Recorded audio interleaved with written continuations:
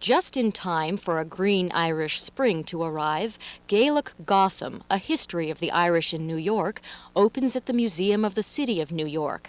This exhibition traces the tumultuous path of Irish immigration, struggle, and settlement in the city. The Irish were the first significant immigrant group to arrive in such great and immediate numbers, and so the ready identification was Irish as multiple outsiders. They were Catholics in a Protestant society, they were poverty-stricken in a, at least perception-wise, a middle-class society, and they were criminals in a society that believed in the rule of law. Of course, the Irish did suffer here in New York from discrimination. Can you show us some examples of that discrimination? Oh, here? Sure. If we turn over in this direction, you see the church not only as something that is morally corrupt, but a very profound political threat to the institutions.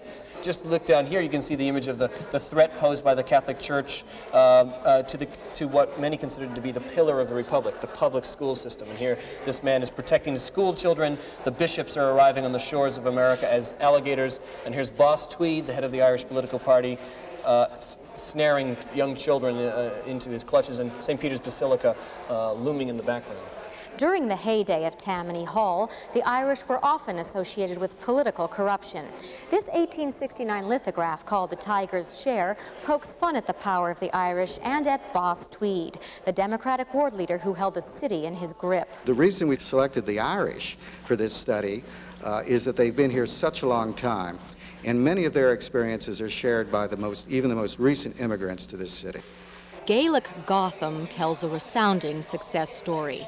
The New York Irish have assimilated and prospered while maintaining a strong sense of identity.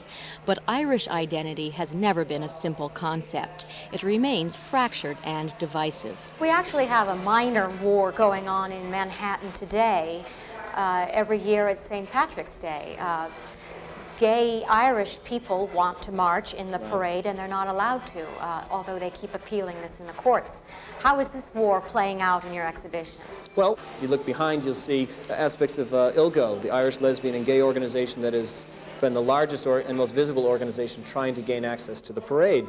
And defenders of the parade's current status, which excludes them, argue that it is not an ethnic festival, it's a religious festival, that it's an Irish Catholic event. ILGO, again, broadening the definition of Irishness, says Irishness is an ethnic definition, and that we are as Irish as anybody else. This exhibition does not shy away from controversy, but it never had much of a choice. Earlier this year, the show's guest curator was replaced following a contract dispute with the museum. This created an uproar, and protesters attempted to cancel the exhibition, citing biased and stereotypical content. I think that the controversy speaks well, actually, for this museum in the sense that the history of New York is important to New Yorkers, and that this museum is founded to collect, preserve, and present that history. Gaelic-Calm, a history of the Irish in New York, will be on view at the Museum of the City of New York through October 27th. For WNYC, I'm Jenny Atiyah.